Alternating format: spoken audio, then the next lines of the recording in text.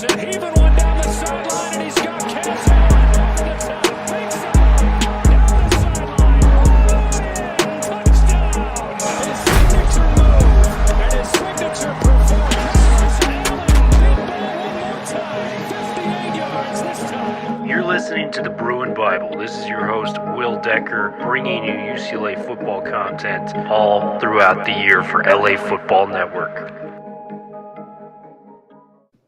What is up, and welcome to the latest edition of the Bruin Bible. We're doing a special one recapping tonight's Cal against UCLA game. Rye or die in the house, the Godfather himself. We got a fun one planned out, and a game that, had a ton of nerves for me in the first half. I'm watching on a plane ride home. I was not able to be in LA for this, so I have a Delta flight. Luckily, had the TV in front of me watching the game. First and foremost, Rye, how was your Thanksgiving? And two, where did you watch the game? Yeah, I mean, thank God for Delta with the live game action. Touche that. Thanksgiving was great. Spent it over at the brother-in-law's house with all my wife's family. So that's always good. Food was great. Everyone just kind of brings checks off certain things on the list, and we all kind of collaborate and bring it. But it was traditional Thanksgiving with some Mexican flavor, which was always fantastic. And can't complain. Watched the game at home. Was going to actually watch the soccer game, U.S. men's national game early. Had to catch the U.S. tie England, which was a great match, and then got the UCLA game right after, so able to watch the whole thing. But how was your Thanksgiving? I know you were out with family, so good time. It was good, man. Went back to cold Michigan. There was snow all over the ground when I got there, but just good to see some family. Haven't seen some extended family in some time, so that was great. Thanksgiving was great. Today was great. The Bruins got a win. Let's dive right into it, man. The big thing for me was I felt the nerves in the first half. We get the touchdown on the second drive of the game, a nice Jake Bobo, little end zone route, beautiful move from Bobo to get in the end zone. Guy is a wizard at getting open within the red zone area. But what really started to make me nervous was the first missed field goal by Barmira, and then it just kind of imploded a little bit for UCLA. We saw, the fake punt go for Cal where they picked up the first down. We saw us in the red zone. We were 4th and goal at the 1. We tried to, hike the ball. It was a, false start. So we pushed them back even more. And then the secondary was just playing horribly, as well as some terrible penalty calls all around. Give me your thoughts on how nervous you were in the first half, given that this Cal team came out and was ready to play. Jack Plummer was throwing some dimes out there in the first half all over the football field at Memorial Stadium. Yeah, I had kind of mixed emotions because, I knew this game would be tight regardless of record. This is a rivalry game. Two of these staple UC schools, then obviously everything going on outside of the gridiron with UCLA leaving the Big Ten, and Cal is the big driver in those UC Regent meetings trying to block this move. So there's obviously bad blood there. And it seems like, Cal's kind of an odd team anyway this year. I know they're 4-8, but they've been competitive, but they've had like horrible losses to Colorado, but they took, USC to the brink. So I guess it's just these SoCal teams they definitely get up for and play against. But to answer your question, when the halftime hit, I wasn't nervous at all because I was like, all right, this is a game UCLA should win. They're the better team. They came out a little slow, hopefully correct mistakes. And then I started thinking more about it as like the 10-minute halftime goes. I'm like, well, that's how I felt about the Arizona game. And they could just never actually get fully on track and really clamp down. So, but it was definitely happy that they got that, beautiful drive to end the half in 20 seconds or whatever that was. They moved down the field, DTR doing it with his arm and his legs. And then when they were able to come out of the half and score right away again, it's like, okay, they were able to do what they weren't able to do in the Arizona game, where they had that 2-for-1 opportunity in the Arizona game and they got 0 out of it with a missed field goal and then a 3-and-out or whatever. They doubled up in this game, getting the 2-for-1. And then that's when I was like, okay, I think they'll handle business, but definitely didn't love seeing Cal in it that much throughout the entire game. That's for sure. Yeah, and an offense that has struggled all throughout this year. And I think that's just a credit to just the secondary. And I came into this year expecting big things from the secondary. A senior leadership back there, the Mo Oslings, the Stephen Blaylocks, the talented transfers in there, on paper, and a ZZ Hearn, a Jalen Davies. And Davies did make a play in his respect, but, we saw ZZ Hearn struggle out there today, specifically targeted on the outside. The safeties weren't providing much help in the background. And coming into this game, Rye, we were 117th out of 131 teams in passing defense. It looked like it got a little bit worse coming out of this game. As UCLA fans, are we just supposed to accept that we will never have a pass defense with the Bruins, because this has been Chip's Achilles heel, since he has pretty much arrived on campus at Westwood. We've switched out, coaching staff. Granted, Brian Norwood is still the secondary coach, to the much of the dismay from UCLA fans. But we got a new system in there. We got new coaches. It's just not coming to fruition. Give me your take on the secondary, Ryan. Yeah, I mean, they've got some talent back there, obviously, right? I mean, Blaylock's been a safety for about 25 years, it feels like, in Westwood. Obviously, Devin Kirkwick has been a little banged up, but definitely a high talent. Azizi Hearn's got some good skill sets. So I thought this year we'd see a vast improvement with a somewhat of a scheme change, going from Azanero to Bill McGovern. And obviously you said still the same secondary coach, but I thought there'd be some scheme shifts. And I feel like throughout the season, we've seen some improved times. It's just never been consistent. And it seems like whenever teams had to throw the ball, so like UCLA got up to a lead, like specifically against Washington and against Arizona State, then it's like the secondary just imploded and the other opposing offense could do whatever they wanted through the air. So I don't know if it's a skill issue, just don't have quite the talent on that end. I don't know if it's a scheme issue. I don't know if it's a fundamental issue. I don't know if it's a Chip, just the head coach, even though he doesn't coach defense. It's just what's going to happen when he's the coach. I really don't know what to put my finger on. What do you think? How do they just need to go out and get better players, or is it just coaching? It's a great question. I think schematically they've got to change some things up. They got to get new coaches in there. Even with, the firing of Azanero, the punchline we had in January was McGovern was almost like Azanero's like mentor when it came to coaching. So we're getting a very similar system. And, the definition of insanity is doing something over and over again and expecting different results in the same manner. It's proven at this point that the secondary is just not getting better. I think we have to make a decision come this offseason. And Brian Norwood would be my choice. I think he's been a very respectable person. I think he's been awesome towards the media as a secondary coach. But when someone's just not doing their job correctly, you got to make changes. And I feel that with Brian Norwood moving forward with that. So that was an issue. But you made a really good point. When it was 21-10, I'm on the plane. I'm sweating bullets, right? I mean, it's less than a minute left in the first half. UCLA has, 3 timeouts. And I'd really have to go back and find a more impressive DTR drive, that really defined what this team was all about this year. And down 21-10, just hits a quick couple of throws over the middle. Isaiah Norwood had a huge play over the middle to, push it into the inside the 30. DTR eventually runs it in from 19 yards. But that was as pro-ready as I've seen DTR have. And, he had his post-game press conference tonight where he alluded to the fact that he may sit out the bowl game because he wants to be healthy come the NFL draft and Senior Bowl, things of that nature. Do you see him being a serious contender to play football at the next level? Yeah, first of all, it's unfortunate when you see, and obviously different pressure situation. It's the end of the half, not the game, but you see that drive and you're like, man, if DTR could have just done that against Arizona or against USC, we could be singing, potentially a Pac-12 title game on the horizon here instead, just because that's what he did in that half. If he would have done that in those games, those are 2 wins. And this is a 10-1 football team or 11-1 football team right now, potentially. So that's unfortunate, but I don't know. The competitor in him, it'd be hard for me to see him not play in this game, in this, bowl game. And I know we'd want to go out with a 10-win season, tying the most ever for a UCLA program. The agent in me, which I'm not an agent, but if I was an agent, I would absolutely say, yeah, there's literally no reason for you to play here. You've broken essentially every UCLA record in the regular season and whatnot. You've done everything you can. You got this team to a 9-win season, got him to a bowl game.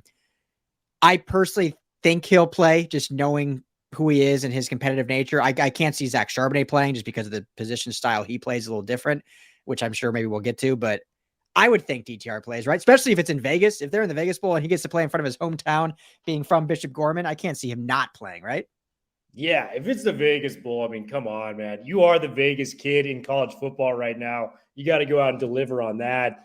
And, Charbonnet is a whole different conversation for me because I legitimately think if Charbonnet is to reach his ceiling, maybe he's an end of a first-round pick for a team out there. I think this guy, for my money, is the best pro-ready running back coming out for the NFL draft. With Thompson Robinson, as much as we love him as UCLA fans, I see him more as a developmental prospect. So he'd be like a day 3 guy. If you're sitting out for day 3, that's not my thing. If I was a fan of UCLA football, I think you got to lay it on the line. If Charbonnet is going to leave, because he can be a first rounder, I think that may be the right path for him. But for DTR, I'm not a fan of. Speaking of Charbonnet, another great performance, 24 carries, 119 yards, and a touchdown. The most rushing attempts UCLA had in a game this season coming into today was 45. They rushed the ball, Rise, 64 times as a team. They just ran the ball down Cal's throat. We were getting sights of Charbonnet. TJ Harden looked great today, 12 carries, 89 yards, averaging 7.4 yards a clip. Even Colson Yankoff, man. I mean, it was kind of a running joke at the beginning of the season, but this guy, all-purpose back, made a couple catches, 11 carries, 59 yards. It made me think, even with the likes of a guy like Charbonnet leaving, who, by the way, that 4th and 2 run he had where he was stopped in the backfield, I think 99 out of 100 running backs would have just taken that hit and, had the ball turned over. He went up against Scott, the Cal safety, prodded forward, got the first down. Incredible run. Best 2-yard run I've ever seen in my life. But if Charbonnet were to leave, I still think there's a chance we could be a top 2 to 3 rushing offense within the Pac-12, even without the likes of Charbonnet. Give me your take on how we were toting the rock today. I didn't even mention DTR's running. Yeah, I mean, first of all, the offense in general, they almost ran 100 plays, Will. Almost 100 plays on offense, which is such a Chip Kelly stat, right? Like, that's what he made him famous back in Oregon, is how many plays can they run? How quick can they do it? And they get almost 100. I mean, they still threw the ball 30 times. And you mentioned the 60-plus runs they had. But the runs were so efficient. And part of that is the offensive line, the gap scheme they use, just the great offensive linemen that have really grown and matured just in this year from, week 1 all the way now to week 11 or whatever it is. And, Charbonnet, you can't take anything away from him. He's the best back in football. Obviously, it's going to sting when he's gone. He's so important to this offense. But, and this is not taking anything away from Charbonnet, but I don't think the sting will be as badly felt as many think, because, I mean, we saw when Charbonnet didn't play against Arizona State, this team ran for over 400 yards. Tonight, he was the lead back, obviously, but TJ Harden looked fantastic, and Keegan Jones didn't even play. And he's kind of your track meet guy. And then Colson Yankoff looked great as well. So I think there's a lot to be excited about still for this, UCLA rush game going in the next year. Obviously, it will be a different quarterback, so that's going to change things considering what DTR does. But, if a guy like, Justin Martin ends up being your starter, obviously he's a mobile guy as well. I think if Chase Garber's an being a quarterback, probably less mobile, but still at least has that ability to keep the defense honest. He's not definitely going to run like DTR will, but he'll at least keep the defense honest. So I don't think this offense, and this again, no disrespect to DTR Charbonnet, but I don't think it's going to be as badly falling off as people may think on paper by who they're losing. I think there's a lot of good guys coming back, a lot of offensive linemen that will be back. It's really, if they just get the QB position right, the running game is still going to be very, very efficient. You alluded to potentially still top 2 in the conference. Yeah, that's what I'm thinking for next year. And you look at just the stats, 64 carries as a team, 352 yards on the ground. And the longest run of the day was only 21 yards by TJ Harden late in the third quarter. So it wasn't like we were, having these 70-yard runs with a Kaz Allen or a 50-yard Charbonnet run. We were just getting between the lines, getting those 6-7-yard gains each and every time out. And there was nothing the Cal defense could do. Want to go back to the DTR performance. I thought, the 4th down at the end where he was trying to elude the pressure and tried to hit Charbonnet and extend it. That was a tough situation, but that goes both ways. I think Charbonnet's got to catch that football as well. But I thought, for the most part, he did a phenomenal job of running the offense. And what is his final regular season game as a quarterback for UCLA?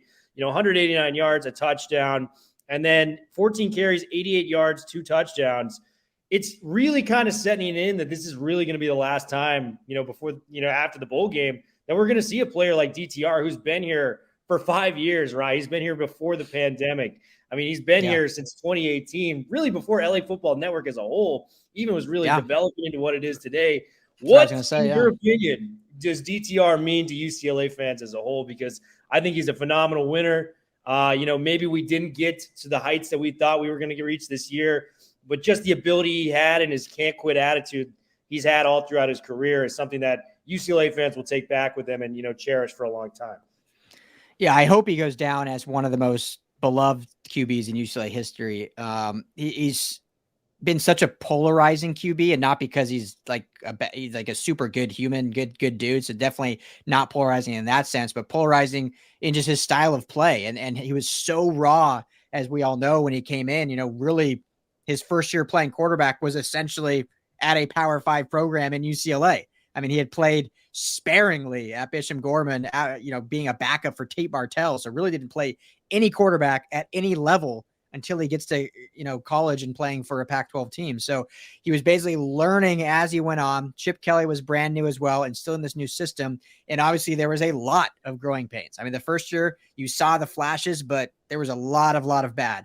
The second year, still a lot of bad. The third year, even better, but a lot of bad still. And finally in his fourth year is when we kind of got like the maturation of DTR as a QB. We see a lot more positive plays, a lot less negative plays. And then this year is where he really kind of put it all together. And I mean, overall, I think he had a fantastic season. Statistically had a great year, very little mistakes. I know there was the 4 turnovers in the USC game, which were obviously very unfortunate. People will point to that, but he also had 6 touchdowns and was the reason why UCLA was even in that game anyway. So very polarizing quarterback. I think that's what people will remember him most for. But I hope that he's one of the most respected just because of the competitor he is, what he put into this team, to this program, what his teammates thought of him, what his coaches thought of him. So polarizing, but also beloved and also respected, I think, is the 3 words I can think of when you look at DTR's legacy here at UCLA. And obviously he'll go down as statistically the best because he has the most touchdowns and might end up, if he plays in the bowl game, the most yards rushing and passing. He may own all the records if he plays in the bowl game. Want to shout out one of the commenters, UCLA and Jordan is fire. I'm so happy for the Bruins football program and what DTR has done for it. And we'll miss a legend like DTR for a long time, and definitely will buy his pro jersey. We will as well, Jordan. Last question I got for you, Rye, before we end this live stream. Coming into this year, I think we all had expectations for UCLA football, but my prediction preseason was they were going to win 10 games. They're going to win 10 games. They're going to make a bowl game. That was kind of the standard. That's the program record for those who are unfamiliar at UCLA.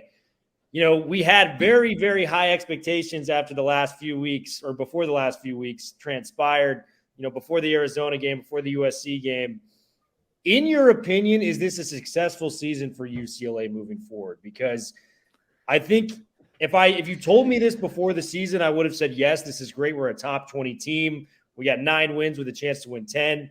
But you look at the circumstances we've had where we were competing for a Pac-12 championship. We're competing, for the likes of maybe sneaking into the top 4 with some victories down the line there. Give me your take, Ryan, because I think this is a very polarizing discussion, to use your word, of the UCLA fan base. Well, you said it perfectly in your question. In August, this would have been, I think, a great success. 9-3. You look overall at the loss. If you look overall at the wins, beating Utah, beating Washington, being right there at the end of the game against USC, winning against Cal. I think you say, yeah, that's a great game. They had one slip up, blah, blah, blah. But as the season progressed and you kind of felt how special this season was, you saw the potential of what this team can be when they beat Utah by double digits. When they beat Washington, we're leading by, almost 20 plus points until Washington came back a little bit there at the end. The way they competed, the way DTR was playing, the way Charbonnet, at one point, both of them being Heisman candidates. And obviously Charbonnet still a Doak Walker candidate and hopefully will win that. But all that transpired throughout the year, and then ultimately to have the big letdown against Arizona. Because even still, they lost to Oregon, they lost to USC. I think that would be okay because if you can end the year right now at 10-2 going into the bowl game. But that loss to Arizona, it's a singular loss, but at home, what was at stake on the season, being ranked 12th in the country. You win that game, you potentially move into the top 10, posting USC the very next week with everything in front of you. That is what, to me, will make this season seem as somewhat of a letdown. And it's hard to say that after another win here against Cal and hopefully go on to your bowl game. But because of the way that the team was playing and growing and how, and obviously I think this team can be still very good throughout the years, but obviously with the team across town and USC, that they're going to be probably a top 5 program now as long as Lincoln Riley is going to be there. So this was kind of the year UCLA had a really, really good chance to claim that Pac-12 title and be there either in the Rose Bowl or in the playoff. And to have it taken from you from Arizona, a 4-win team at the time of all times, that is what is so painful. And that is why I think overall, I wouldn't say the season was a full success. Still a very good year. Still the most wins Chip Kelly's had in his tenure, one up from last year and potentially 2 up with the bowl game. Still a great statistical season for all these players. But overall, I think it's a little bit of a disappointment just because of how it was going and what could have been. Yeah, totally agree. And, Arizona was the perfect trap game. You had a former UCLA coach in Jed Fish leading a very solid passing attack, which was top 10 in the country at that time. What did we discuss? Which was our Achilles weakness? It's our secondary. So Jaden DeLora spinning the rock, the likes of Jacob Cowing, T-Mac, Dorian Singer, those type of guys. That really was a problem for us. And it was very unfortunate that it happened right before the USC game. But, I'm with you. I think overall, getting to 9 wins, potentially 10 with the bowl game, these are very, very big strides we can take moving forward. But we're always going to think back to that Arizona game like you're thinking. And if we had pulled that one out, there's a real chance we're talking maybe Rose Bowl at the end of the day, if that was something that could have been in the cards. My prediction, Will, I think, I can't remember if I did it with you on your show, but me and Jamal did it on the LA football show, and this was obviously just the homer in me, hoping for the network's sake, but it was in USC, UCLA went into that game both with 1 loss, which is what should have happened. And UCLA won that game to stamp their ticket to the Pac-12 title. Because there's no divisions, something happened where USC ended up getting a rematch in Vegas, and I had USC winning the rematch there to win the title. But that was the hope of having both those teams in it, because it was possible now with no divisions, but obviously didn't happen. It's all good. Dude, well, trust me, we would have loved that as UCLA fans to have us playing for USC in the Pac-12 title game. Still a lot to be happy. We're going to get the first Bruins bowl game we've had since 2017, I believe. So this is, or 2016. So this is going to be a really, really fun time for UCLA Bruins fans. That is all we got for the live show. Make sure to subscribe to the UCLA LAFB YouTube channel. Make sure to text UCLA to 31032 to get all of our UCLA updates. We still got some shirts to give out, I'm pretty sure, from the tailgate if you signed up there. So make sure you're checking in on that. Rye, any parting words to this live stream?